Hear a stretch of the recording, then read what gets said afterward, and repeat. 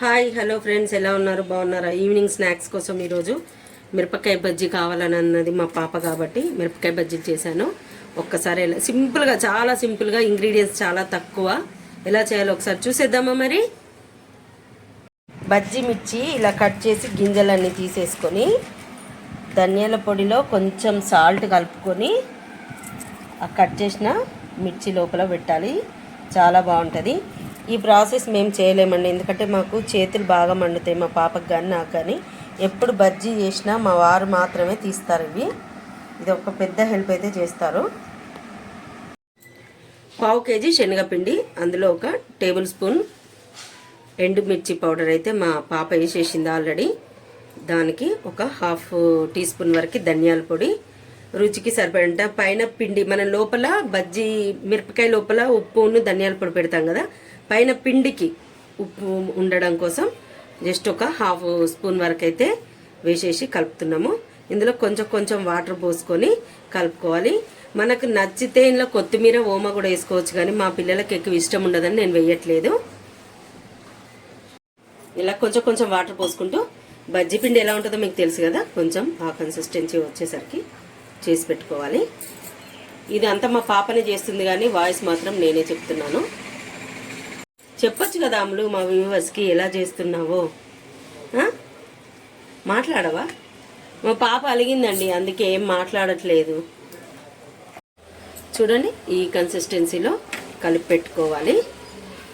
దానిలోకి 2 చిటికల వంట సోడా వేసుకోవాలి.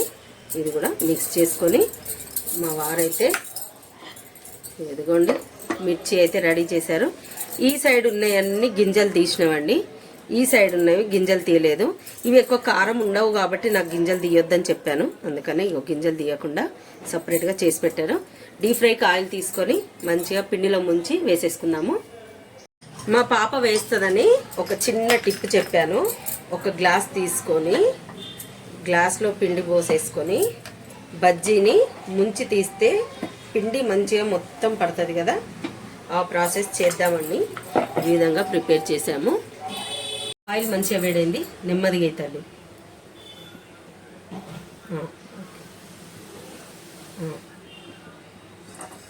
రైట్, అన్నీ కూడా ఇట్లనే వేసుకొని నెమ్మదిగా. ముందు కొంచెం కట్ చేద్దామా, పొడవు బాగా అయిపోయినాయా? ఓకే. కొంచెం మిర్చిని కొసలు కట్ చేస్తున్నాను, గ్లాస్లో పట్టట్లేదని. అప్పుడు పిండి చక్కగా పడుతుంది మంచిగా. చూసారు కదా, బాగానే వేస్తుంది మా పాప. అన్ని వంటలు కూడా బాగానే చేస్తుంది. కొంచెం ఆయిల్ వంట కదా, ఇది ఆయిల్ ఉంటుంది కాబట్టి కొంచెం టెన్షన్ అంత ఏం లేదు. ఒకసారి తిప్పుకున్నాను.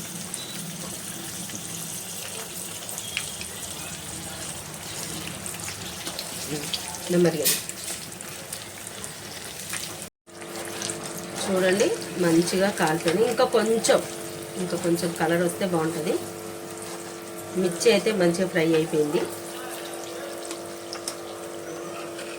తీసేద్దాం. ఇంకా మళ్ళీ నెక్స్ట్ ఇంకా కొన్ని వేసుకుంటే తీసేసుకుందాం. ఇంకా మంచిగా ఎర్రగా అయినాయి కదా, అన్నీ కూడా ఈ విధంగానే చేసుకుందాము. నేనే చేస్తున్నానండి లాస్ట్కి. మా అమ్మాయి కొంచెం భయపడుతుంది వేడి ఆయిల్ దగ్గర. నాన్ వెజ్ రెసిపీస్ అయితే సూపర్గా చేస్తుంది తను. కర్రీస్ కూడా అన్నీ చేస్తుంది, కానీ కొంచెం ఇలాంటివి డీప్ ఫ్రై అంటే కొంచెం కుదరవని టెన్షన్ ఆమెకంతే. ఇంకొక ట్రిప్ చూసిందా ఎంత మంచిగా పొంగినాయి అంటే, కొంచెం ఫస్ట్ దాంట్లో వంట సోడా తక్కువైంది, అందుకని నెక్స్ట్ టైం మళ్ళీ 1 చిటికెడు వంట సోడా వేసినాను కాబట్టి సూపర్గా పొంగినాయి, చాలా బాగున్నాయి. అన్నీ కూడా ఇలా వేసేసి తీసేసుకుందాము. కంప్లీట్ అయిపోయినాయండి.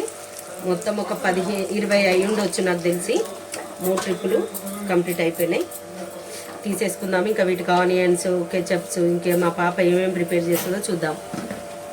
చూసారు కదా ఫ్రెండ్స్, ఎలా చేసుకున్నామో. మనకు నచ్చని ఇంగ్రీడియంట్స్ తీసేసి నచ్చిన ఇంగ్రీడియంట్స్ మాత్రమే వేసుకొని చేసుకున్నాము. స్పెషల్గా ఇవైతే మా పాప కోసం ఈరోజు హాస్టల్ నుండి వచ్చింది, తను కావాలంటే చేశాను. ఒక్కసారి టేస్ట్ చేద్దాము. నాకు కెచప్తో ఇష్టం ఉండదు, తను స్పెషల్ మసాలాని చేసుకుంటుంది. కొంచెం కారము, కొంచెం సాల్ట్, చికెన్ మసాలా పౌడర్, కొంచెం గరం మసాలా పౌడర్, కొంచెం ధనియాల పౌడర్ అన్నీ సేమ్ క్వాంటిటీ తీసుకొని ఇలాగా పౌడర్ అయితే ప్రతిసారి చేసుకుంటుంది. ఈ పౌడర్ పైన వేసేసుకొని ఆనియన్స్ పెట్టుకొని తింటే చాలా అంటే చాలా సూపర్గా ఉంటుంది. ఒక్కసారి ట్రై చేద్దామా మరి. టమాటా కెచప్ అంటే నాకు ఇష్టం ఉండదండి, నేను తినను, పిల్లలు తింటారు.